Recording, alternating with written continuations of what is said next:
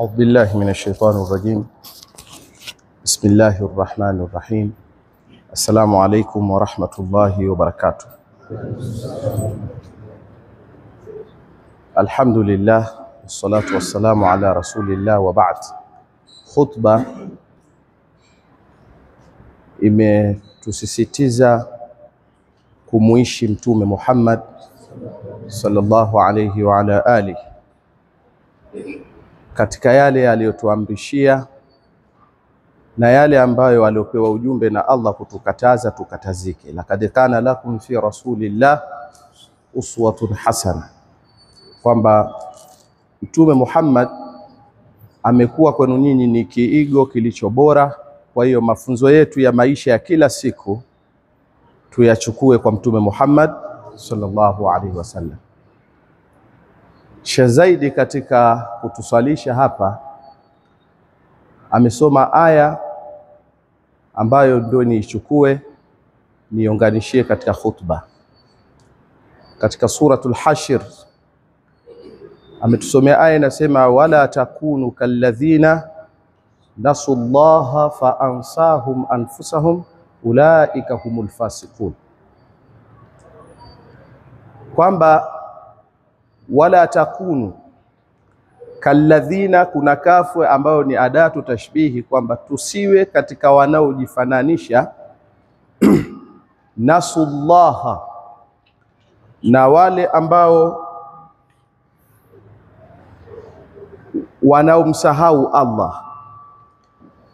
Kwa kweli lugha iliyotumika hapa, hakuna anayomsahau Allah isipokuwa wale ambao wanaopuuza maelekezo ya Allah subhanahu wa ta'ala.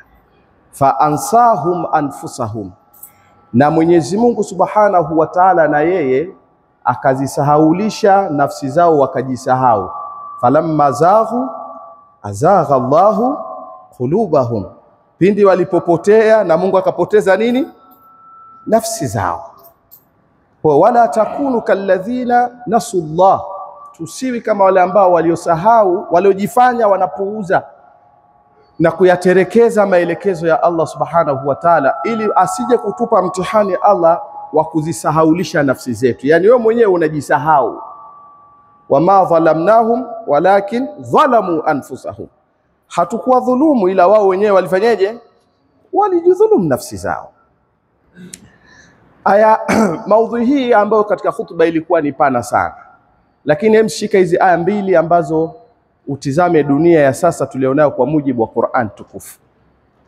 Katika suratul Qalam Allah anasema, fadharni wa man yukadhibu bihadha alhadith sanastadrijuhum min haythu la ya'lamun wa umli lahum inna kaydi matin.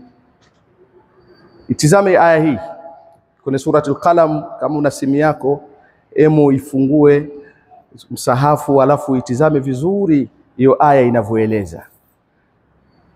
Mtume anaambiwa na Allah kwamba fadharni, niachie mimi hiyo kazi Muhammad, wa man yukadhibu bihadha alhadith, na yoyote ambaye anaokadhibisha mazungumzo haya, hadithi, stories zilizoko katika Qur'ani, yani mafundisho na maelekezo ya Mtume Muhammad, niachie mimi yule anaojifanya yeye anaopinga hadithi hizi, yani hazifanyii kazi ya mazungumzo yaliyokuwa ni Qur'ani na Sunna, kama vile khatibu alivyokuwa anatuambia.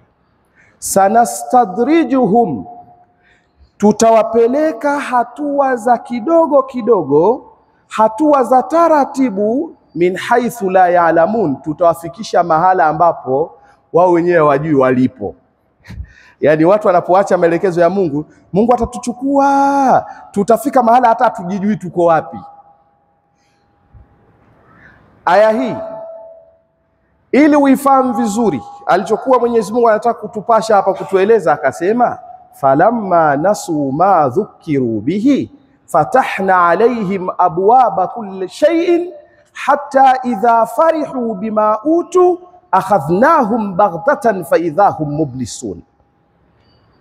Anasema kwenye surati al-An'am kwamba falamma nasu, pindi walipopuuza, ndio kule tuliambiwa wala takunu kalladhina nasullaha fa ansahum anfusahum falamma nasu ma dhukiru bihi, pale ambapo walipojifanya wamepuuza maelekezo waliokuwa wakiambiwa na makhatibu na mashekhe, fatahna alaihim abwaba kulli shay'in, mimi Mwenyezi Mungu niliwafungulia dunia ikawa kiganjani, kama tunavyosema.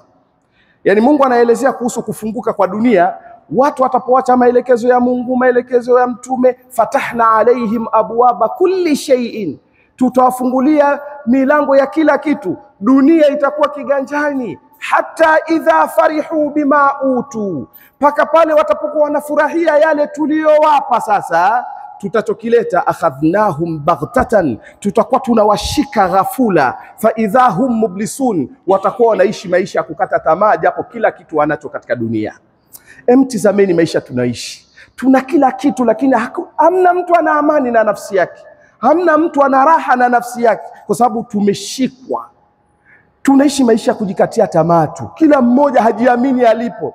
Hapa anaweza kuja daktari akasema jamani, haya sisi tuko pale tunapima ukimwi, kila anaopita hapa apime, kila mtu hajiamini pale kwa daktari.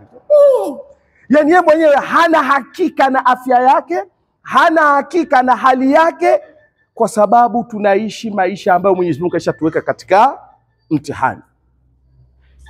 Wala takunu kalladhina nasullah fa ansahum anfusahum ulaika humul fasiqun falamma nasu ma dhukiru bihi, pindi waliposahau maamrisho ya Allah na maamrisho ya Mtume Muhammad, fatahna alaihim abwaba kulli shay, tuliwafungulia dunia kila kitu kwa usahali, kila kitu rahisi. Lakini dunia imefunguka, ni naye anafurahia maisha yake? Kila mtu kuna hofu, kila mtu ana mambo ya kumkatisha tamaa, kila mtu hajiamini katika hali yake.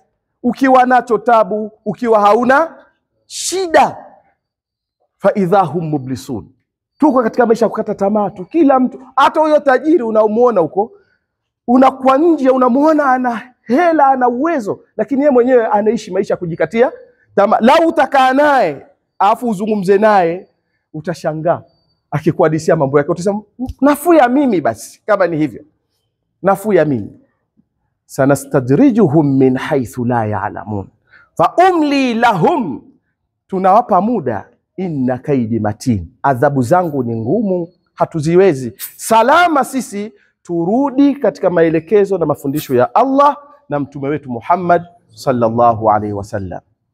Kwa nini? Waman a'rada an dhikri fa inna lahu ma'ishatan dhanka wa nahshuruhu yawma alqiyamati a'ma qala rabbi lima hashartani a'ma wa qad kuntu basira qala kadhalika atatka ayatuna fanasitaha kadhalika yawma tunsa wala takunu kalladhina nasu Allaha fa ansahum anfusahum. Assalamu alaykum wa rahmatullahi wa barakatuh.